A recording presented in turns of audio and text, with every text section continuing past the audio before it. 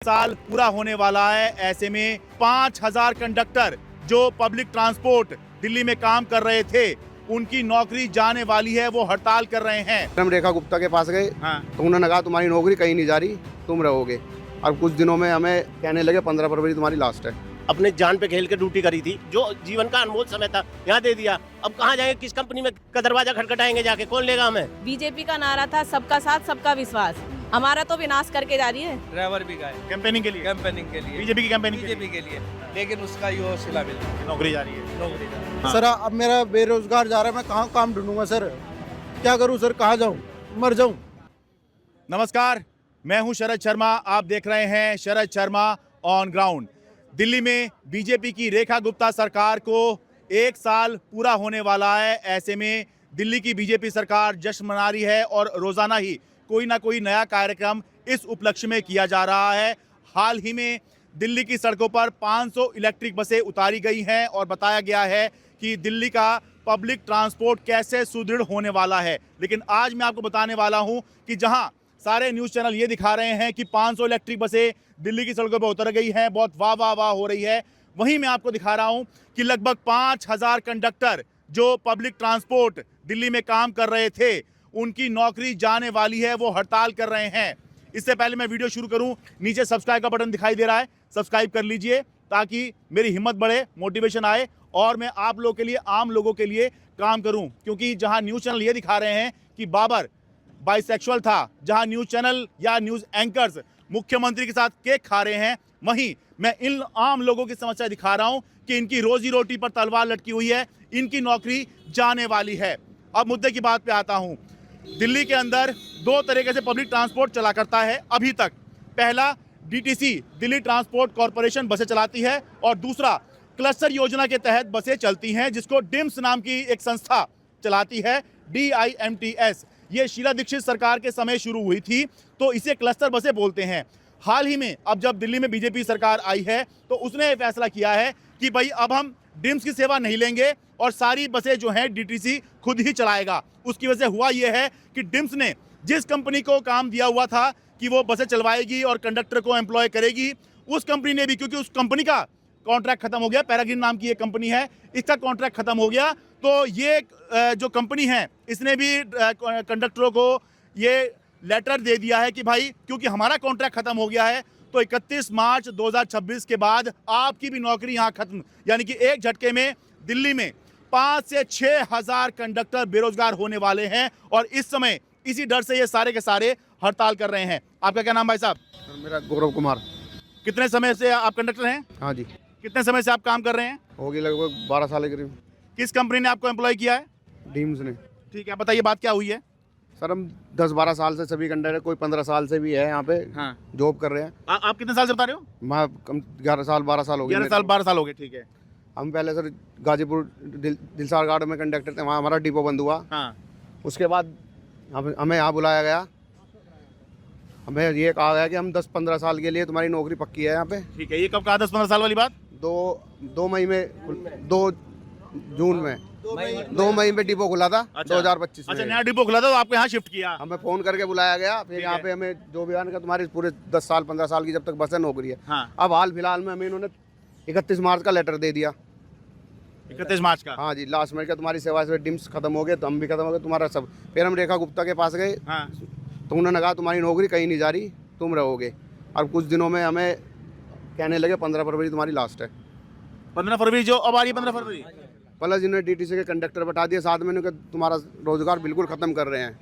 आप मुख्यमंत्री के पास गए जब आपको लेटर मिल गया कि भाई 31 मार्च को 2026 को, ये देखिए भाई इनका लेटर देख लीजिए, ये पैराग्रीन कंपनी है जिसने इनको एम्प्लॉय किया था। ये भी पुराना है, 2025 का है, हमें 26 का बना के दिया है इन्होंने। अच्छा ठीक है, ये देखिए भाई इस पर ये लिखा हुआ है कि भाई 31 मार्च 2026 को आपकी आखिरी कार्यतिथि होगी और इसके बाद आपका जो हमारे साथ जो संबंध है वो ख़त्म माना जाए। और इसमें साथ में लिखा है कृपया इसे हमारी ओर से 3 महीने पहले दिया गया औपचारिक नोटिस ही समझें। 8 जनवरी को दे दिया गया है और यानी कि जनवरी में दे दिया, 31 मार्च तक जो है इनकी जो है सर्विसेज खत्म। ये मुख्यमंत्री रेखा गुप्ता के पास गए तो रेखा गुप्ता जी ने क्या कहा?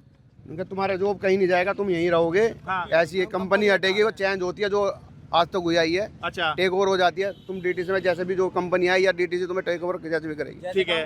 वैसे ही काम करते हैं। पर अब ऐसा कुछ नहीं है, हमें सीधा ही कह रहे हैं कि तुम हटोगे। नहीं नहीं, ये मुझे बताइए, मुख्यमंत्री ने कहा कि आपकी नौकरी कहीं नहीं जाएगी, चिंता की बात नहीं है। चिंता की तो फिर बात आप अब अचानक से क्या हो गया जो आप हड़ताल करने लग गए? ड्यूटी करते रहे हाँ। 2 दिन पहले डीटीसी कंडक्टर आए जो हमारे साथ बैठ गए, अच्छा उनके पता लगा हमें कि ये अब हमें हटाएंगे। 15 तारीख खुद ही कहने लगे 15 तारीख से तुम हटोगे। अब इनके बैग इशू जो चलता है हमारा प्रोग्रेस, हाँ। वो इनके लिए करने लगे।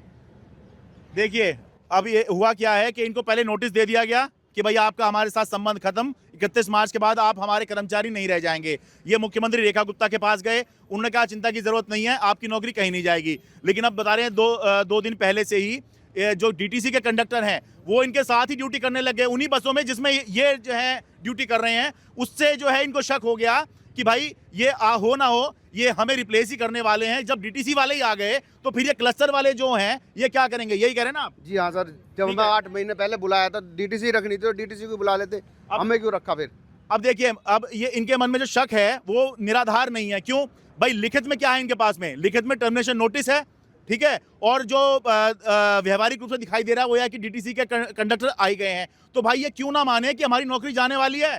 सही कह रहा हूँ, यही बात जी है सर, ना? हमने 10-15 साल से अपनी हर चीज से नौकरी करी। हम यहाँ पे कोरोना काल में हर तरीके से नौकरी करी है हमने। हाँ। एक अच्छी तरीके से अपने जो भी करते आए हैं अच्छी तरह। और एकदम हमें लेटर दे रहे हैं कि तुम जाओ भाई। हम 6000 कंडक्टर कहाँ जाए, किस कंपनी में जाके जुड़ेंगे?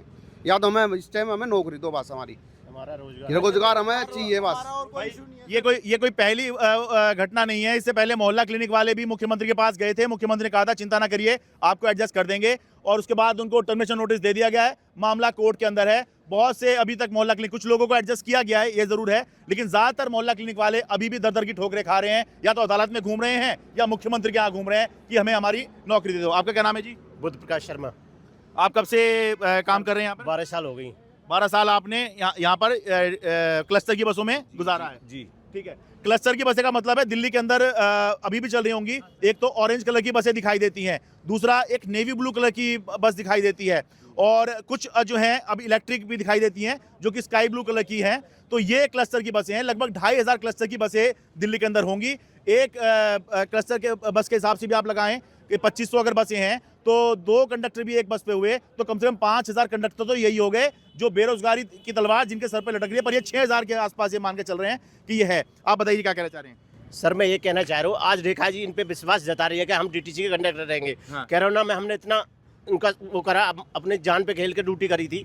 और जब डीटीसी वालों ने 3-4 दिन लगातार हड़ताल करी थी, हमारे कितने भाइयों के मुंह काले हुए थे, कितने भाई पिटे थे, और हमने गाड़ियां निकाली थी। डीटीसी का रिकॉर्ड देखो और क्लस्टर का रिकॉर्ड देखो, किसने कितना अच्छा वो किया है। रोड पे आज किसी से सवारी से जाके पूछो कि बिना क्लस्टर के सवारी कितनी परेशान होती है। हाँ। ठीक है कि जब से क्लस्टर वो बंद हुई है हम कितना परेशान है।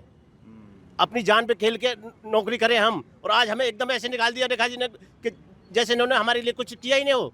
इस उम्र में हम कहाँ जाएंगे बताओ? हमने 12 साल अपने जो जीवन का अनमोल समय था यहाँ दे दिया, अब कहाँ जाएंगे? किस कंपनी में का दरवाजा खटखटाएंगे जाके? कौन लेगा हमें?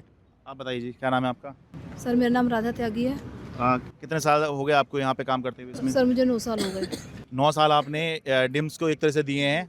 कंपनी बदलती रही है, ऐसा हुआ है क्या? या नहीं कंपनी सर, भी एक ही थी? मैं इसी कंपनी से जॉब में आई हूँ। अच्छा, यहाँ कंपनी बदल जाती है जो सर्विस दे रही है, लेकिन एम्प्लॉय जो हैं वो कंटिन्यू करते रहते हैं। तो अगर ये 9 साल से हैं, शायद 10-11 साल पहले एक दूसरी कंपनी थी SIS है ना, और उसके बाद में फिर अभी पैराग्रीन ही चल रही है। जी, जब से पैराग्रीन ही है सर। ठीक है। आप बताइए किस तरह से आपकी मुश्किल बढ़ने वाली है? कहाँ अब अगर ये नौकरी नहीं रही तो आप क्या करेंगे अब?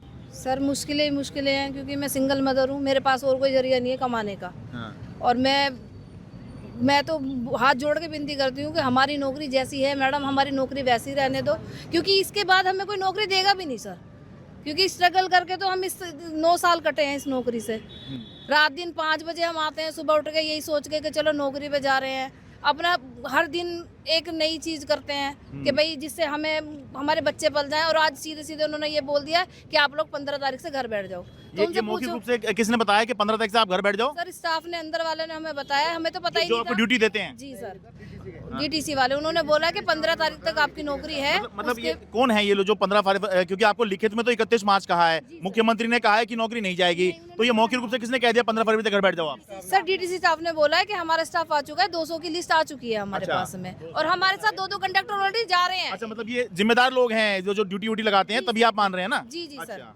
तो सर अब ये 15 फरवरी तो ये खुद अपने मुंह से बोल रहा है, 31 मार्च में हमारी चली जाएगी, तो सर उसके बाद हम क्या करेंगे यहाँ पे? बताइए, सरकार जश्न मना रही है कि 1 साल हो गया, यहाँ पर जो है 5-6 हज़ार कंडक्टर जो हैं ये इनकी नौकरी जाने वाली है। बताइए क्या करें, ये कैसे जश्न मना सकते हैं, आप बताइए जी।